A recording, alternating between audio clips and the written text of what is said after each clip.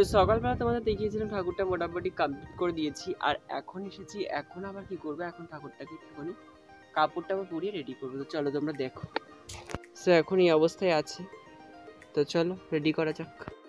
তো রেডি করার জন্য এখানে অনেক কিছু নিয়ে বসেছি একবারে।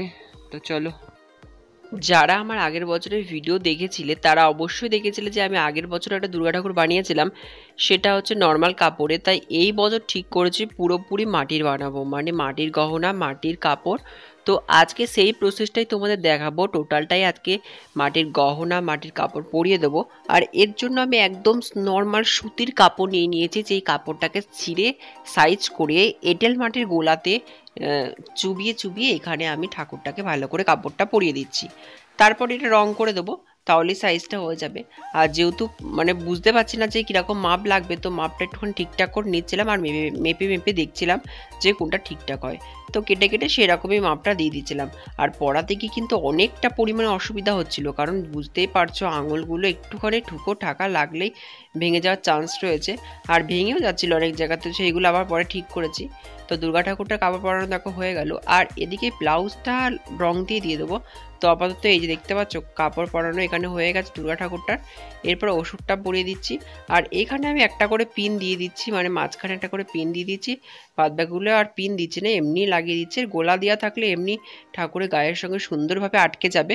তো চলো তোমরা দেখতে থাকো, আমি আস্তে আস্তে লক্ষ্মী, সরস্বতী, কার্তিক প্রত্যেকটা ঠাকুরই কাপড় পরিয়ে নেবো।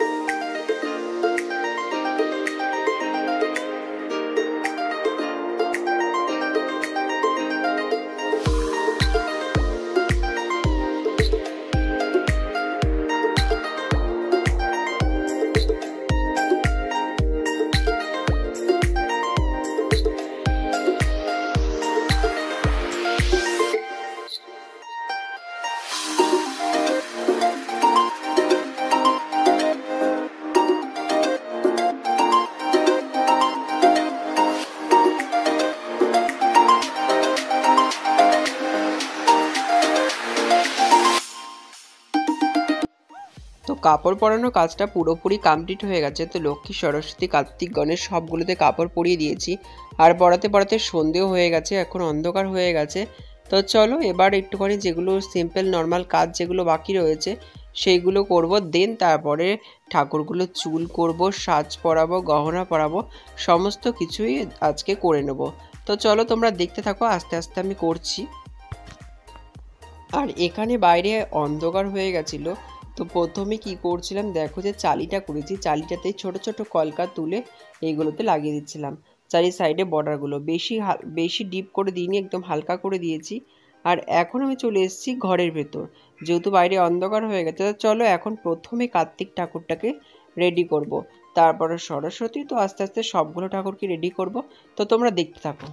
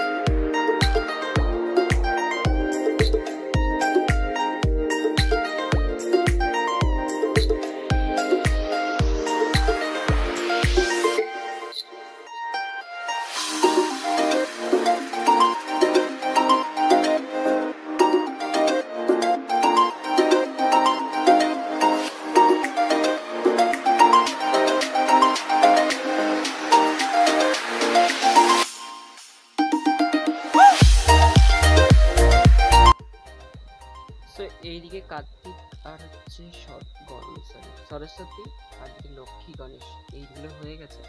এখন মা দুর্গাটার বাকি রয়েছে, তো দুর্গাটা কমপ্লিট করলেই হয়ে যাবে। আর এইগুলো করতে কিন্তু অনেক সময় লাগছিল। তোমাদের যেহেতু অনেক ফাস্ট করে ভিডিওটা দিয়েছি, এই জন্য তোমাদের দেখতে হয়তো খুব কম সময় লাগলো। মাত্র আমি প্রায় এখানে 3 ঘন্টার ভিডিও হয়ে গেছিলো, 3 থেকে 3.5 ঘন্টার। সেই ভিডিওটাকে আমি তোমাদের সঙ্গে শেয়ার করছি মাত্র 8-9 মিনিটের মধ্যে শেয়ার করার চেষ্টা করি, কারণ এর থেকে বেশি করলে আমার নেটের প্রবলেম হয়ে যাবে।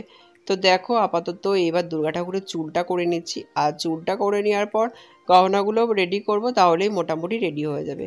সবটুকু রেডি হয়ে গেছে, মোটামুটি এইটুকুনি কাজ বাকি। আর যেহেতু আমি আগের 2 বছর দুর্গা ঠাকুর করেছিলাম, সেখানে আমি নর্মাল আর কাপড় পরানো নর্মাল সাজ করেছিলাম, তো এই বছর একটু অন্যরকম করার চেষ্টা করলাম, মাটির সাজ করছি। তো কেমন লাগছে অবশ্যই কিন্তু তোমরা কমেন্ট করে বলো। আর এইখানে যে মটোগুলো পরাচ্ছি না, মটোগুলো দেখতে একটু কেমন লাগছিল, তো মটোগুলো তারপর একটুখানি চেঞ্জ করে দিয়েছিলাম। তো চলো তোমাদের একটু পরে তোমরা সেটা দেখতে পারবে।